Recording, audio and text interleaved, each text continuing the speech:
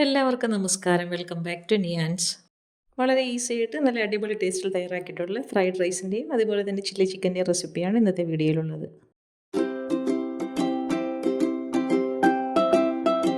ആദ്യം ചില്ലി ചിക്കന് വേണ്ട ചിക്കൻ ഒന്ന് മാരിനേറ്റ് ചെയ്ത് വെക്കാം. അപ്പോൾ അതിനുവേണ്ടി കഴുകി വൃത്തിയാക്കി ചിക്കനിലേക്ക് കുറച്ച് മുളക് പൊടി ചേർത്ത് കൊടുക്കുന്നുണ്ട്. അതുപോലെ മഞ്ഞൾപ്പൊടിയും ഗരം മസാലയും ആവശ്യത്തിനുള്ള ഉപ്പും കൂടെ ചേർത്ത് കൊടുക്കാം. ഇനി ഇത് നന്നായിട്ടൊന്ന് മിക്സ് ചെയ്ത് കൊടുക്കാം.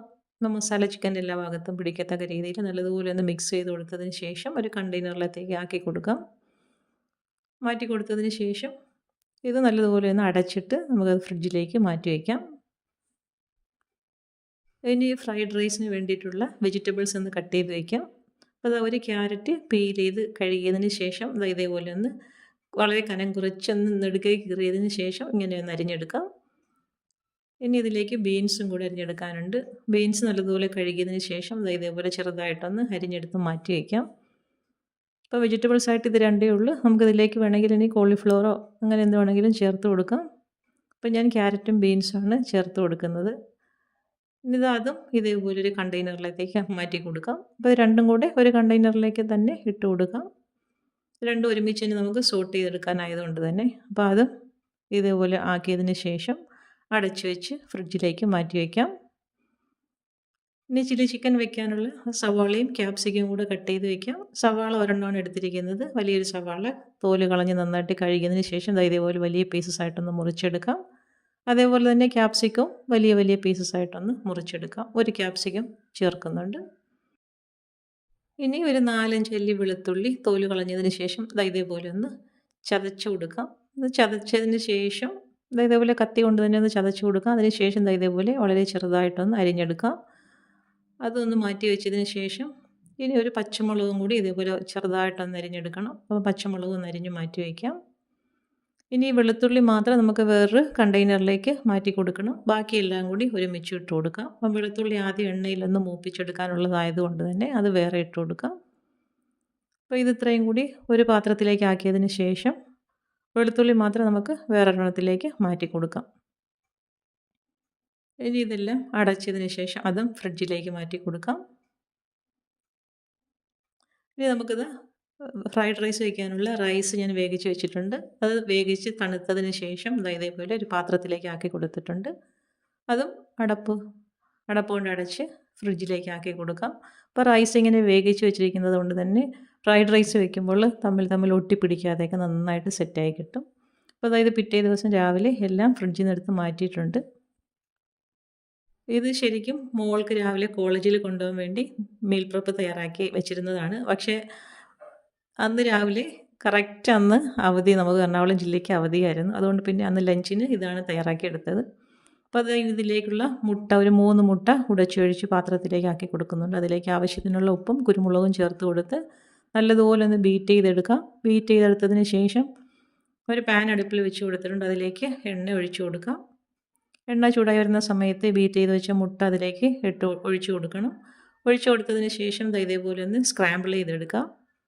ഒരുപാടങ്ങ് പൊടിച്ച് വാരി എടുക്കേണ്ട, കുറച്ച് വലിയ വലിയ പീസസായിട്ട് ഇതേപോലെ ഒന്ന് സ്ക്രാമ്പിൾ ചെയ്തെടുക്കാം. ഇനി അതിനെ ഒന്ന് മാറ്റി വയ്ക്കാം. ഇത് കുറച്ച് ചിക്കനാണ്, ഉപ്പും കുരുമുളക് പൊടിയും ചേർത്ത് വേവിച്ചെടുത്തതാണ്. എന്നിട്ട് അതിനെ ഒന്ന് ചെറിയ ചെറിയ പീസസായിട്ടൊന്ന് മുറിച്ചെടുത്തിട്ടുണ്ട്. ഇനി നമുക്ക് ഫ്രൈഡ് റൈസ് തയ്യാറാക്കാം. അതിനുവേണ്ടി പാനിലേക്ക് എണ്ണ ഒഴിച്ചു കൊടുക്കാം. എണ്ണ ചൂടായി വരുന്ന സമയത്ത് അരിഞ്ഞു വെച്ചിരിക്കുന്ന വെജിറ്റബിൾസ് ഇതിലേക്ക് ഇട്ട് കൊടുത്തൊന്ന് സോട്ട് ചെയ്തെടുക്കാം. എണ്ണ ചേർത്ത് കൊടുക്കുമ്പോൾ ഇതിലേക്ക് സൺഫ്ലവർ ഓയിലോ അല്ലെങ്കിൽ ഏതെങ്കിലും ടൈപ്പ് റിഫൈൻഡ് ഓയിലോ ചേർത്ത് കൊടുക്കുന്നതാണ് നല്ലത്. വെജിറ്റബിൾസ് ചെറുതായിട്ടൊന്ന് സോട്ടായി വരുന്ന സമയത്ത് അതിലേക്ക് കുറച്ച് കുരുമുളക് പൊടിയും ഉപ്പും കൂടെ ചേർത്ത് കൊടുക്കാം. ഇട്ട് കൊടുത്തതിന് ശേഷം വീണ്ടും ഒന്ന് വഴറ്റി കൊടുക്കാം. അപ്പോൾ ഈ ഒരു രീതിയിൽ നല്ലതുപോലെ ഒന്ന് വഴറ്റി കൊടുത്തതിന് ശേഷം തയ്യാറാക്കി വെച്ചിരിക്കുന്ന മുട്ടയും ചിക്കനും നമുക്ക് ഒരേ സമയത്ത് തന്നെ ഇതിലേക്ക് ചേർത്ത് കൊടുക്കാം. അതും ചേർത്ത് കൊടുത്തതിന് ശേഷം ഈ വെജിറ്റബിൾസും മുട്ടയും ചിക്കനും എല്ലാം കൂടി നല്ലതുപോലെ ഒന്ന് മിക്സ് ചെയ്ത് കൊടുക്കണം. റൈസ് വേവിച്ച് വെച്ചിരിക്കുന്നത് നമ്മൾ ഉപ്പിട്ടാണ് വേവിച്ച് വെച്ചിരിക്കുന്നത്. അപ്പോൾ ഇതിലേക്ക് വെജിറ്റബിൾസിന് ആവശ്യമുള്ള ഉപ്പ് മാത്രം ചേർത്ത് കൊടുത്താൽ മതിയാകും. അപ്പോൾ ഇതെല്ലാം മിക്സ് ചെയ്തതിന് ശേഷം വേവിച്ച് വെച്ചിരിക്കുന്ന ചോറ് ഇതിലേക്ക് ഇട്ട് കൊടുക്കാം. ചോറ് ഇട്ട് കൊടുത്തതിന് ശേഷം എല്ലാം കൂടി നല്ലതുപോലെ ഒന്ന് ഇളക്കി കൊടുക്കാം. അത് കണ്ടില്ലേ, റൈസ് നല്ല ടെക്സ്ചറിലാണ് ഇരിക്കുന്നത്. റൈസ് ഇട്ട് കൊടുത്തതിന് ശേഷം നല്ലതുപോലെ ഒന്ന് മിക്സ് ചെയ്ത് കൊടുക്കണം. അപ്പോൾ വെജിറ്റബിൾസും മുട്ടയും ചിക്കനും എല്ലാം റൈസിൻ്റെ എല്ലാ ഭാഗത്തും നല്ലതുപോലെ ആകത്തക്ക രീതിയിൽ നന്നായിട്ടൊന്ന് ഇളക്കി കൊടുക്കാം. ഇളക്കി കൊടുത്തതിന് ശേഷം ഇതിലേക്ക് കുറച്ച് സോയാ സോസ് ഒഴിച്ചു കൊടുക്കാം. അതുപോലെ തന്നെ കുറച്ച് ടൊമാറ്റോ സോസും കൂടി ഒഴിച്ചു കൊടുക്കാം. അപ്പോൾ സോസുകൾ ഒഴിച്ചു കൊടുത്തതിന് ശേഷം വീണ്ടും നല്ലതുപോലെ ഒന്ന് മിക്സ് ചെയ്ത് കൊടുക്കണം. ഇതേപോലെ ആ സോസും എല്ലാ ഭാഗത്തും ആകത്തക്ക രീതിയിൽ നന്നായിട്ടൊന്ന് മിക്സ് ചെയ്ത് കൊടുക്കാം. അപ്പോൾ നമ്മുടെ ഫ്രൈഡ് റൈസ് റെഡിയായി കഴിഞ്ഞിട്ടുണ്ട്. അപ്പോൾ നല്ല അടിപൊളി ടേസ്റ്റാണ് മിക്സഡ് ഫ്രൈഡ് റൈസ്. ഈ രീതിയിൽ ഇങ്ങനെയൊന്ന് തയ്യാറാക്കി നോക്കൂ. ഇനി ചില്ലി ചിക്കനും കൂടി തയ്യാറാക്കാം. അതിനുവേണ്ടി പാൻ അടുപ്പിൽ വെച്ച് കൊടുത്ത് വെളിച്ചെണ്ണ ഒഴിച്ചു കൊടുത്തിട്ടുണ്ട്. ചിക്കൻ ഞാനൊന്ന് ഫ്രൈ ചെയ്തിട്ടിട്ടാണ് ചില്ലി ചിക്കൻ ഉണ്ടാക്കുന്നത്. എനിക്ക് അങ്ങനെ ചെയ്യുന്നതാണ് നല്ല ടേസ്റ്റായിട്ട് തോന്നിയിട്ടുള്ളത്. ചെറിയ രീതിയിലൊന്ന് ഫ്രൈ ചെയ്തെടുക്കും. ഒരുപാടങ്ങ് ഹാർഡാക്കത്തില്ല.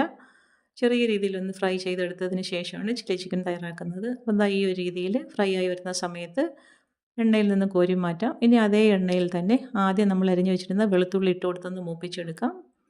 വെളുത്തുള്ളി ഒന്ന് മൂത്ത് വരുന്ന സമയത്ത് അരിഞ്ഞു വെച്ചിരിക്കുന്ന സവാളയും ക്യാപ്സിക്കവും പച്ചമുളകും കൂടി ചേർത്ത് കൊടുക്കാം. ഇതെല്ലാം കൂടി ഒരുമിച്ച് തന്നെ അങ്ങ് ചേർത്ത് കൊടുക്കാം. ചേർത്ത് കൊടുത്തതിന് ശേഷം ചെറുതായിട്ടൊന്ന് വഴറ്റി കൊടുക്കാം. സവാളയും ക്യാപ്സിക്കവും ഒന്നും ഒരുപാട് വെന്ത് പോകരുത്. ചെറുതായിട്ടൊന്ന് വഴറ്റി കൊടുത്താൽ മതിയാകും. ഇനി ഇതിലേക്ക് ആവശ്യത്തിനുള്ള ഉപ്പും കൂടി ചേർത്ത് കൊടുക്കാം. ഉപ്പും ഇട്ട് കൊടുത്തൊന്ന് മിക്സ് ചെയ്ത് കൊടുക്കാം. ഇത്രയും മതിയാകും. ക്യാപ്സിക്കം സവാളയൊക്കെ ഒന്ന് വഴണ്ട് വന്നിട്ടുണ്ട്. ഇനി ഇതിലേക്ക് കുറച്ച് സോയാ സോസ് ഒഴിച്ചു കൊടുക്കാം. അതുപോലെ തന്നെ കുറച്ച് ടൊമാറ്റോ സോസും കൂടി ഒഴിച്ചു കൊടുക്കാം. ഇതെല്ലാം അവരവരുടെ ആവശ്യത്തിനനുസരിച്ച് ചേർത്ത് കൊടുക്കണം. അപ്പോൾ ഈ ഒരു രീതിയിൽ ഒഴിച്ചു കൊടുത്തതിന് ശേഷം നല്ലതുപോലെ ഒന്ന് മിക്സ് ചെയ്ത് കൊടുക്കാം. മിക്സ് ചെയ്ത് കൊടുത്തതിന് ശേഷം സോസ് ഒന്ന് ചൂടായി വരണം. ചൂടായി വരുമ്പോഴേക്കും നമ്മൾ കുറച്ച് കോൺഫ്ലവർ വെള്ളത്തിൽ മിക്സ് ചെയ്തതിന് ശേഷം ഇതിലേക്ക് ഒഴിച്ചു കൊടുക്കാം. 1 ടീസ്പൂൺ കോൺഫ്ലവർ കുറച്ച് വെള്ളത്തിലൊന്ന് മിക്സ് ചെയ്തിട്ട് ഇതിലേക്കൊന്ന് ഒഴിച്ചു കൊടുക്കണം. പിന്നീട് അതിൻ്റെ കൺസിസ്റ്റൻസി നോക്കിയിട്ട് നമുക്ക് എത്രത്തോളം തിക്നെസ് ആവശ്യമുണ്ടോ അതിനനുസരിച്ച് ഇത് ചേർത്ത് കൊടുക്കാം. ഇത് നന്നായിട്ടൊന്ന് ചൂടായി തിളച്ച് വരണം. തിളച്ച് വന്നതിന് ശേഷം ഫ്രൈ ചെയ്ത് വെച്ചിരിക്കുന്ന ചിക്കൻ ഇതിലേക്ക് ചേർത്ത് കൊടുക്കാം. ചിക്കനും ചേർത്ത് കൊടുത്ത് നല്ലതുപോലെ ഒന്ന് മിക്സ് ചെയ്ത് കൊടുക്കണം. ഇനി ആ സോസും അതെല്ലാം ചിക്കനും എല്ലാം കൂടി നല്ലതുപോലെ ഒന്ന് മിക്സാക്കി എടുക്കണം. അപ്പോൾ ഇത്രയേ ഉള്ളൂ, നമ്മുടെ ചില്ലി ചിക്കനും റെഡിയായി കഴിഞ്ഞു.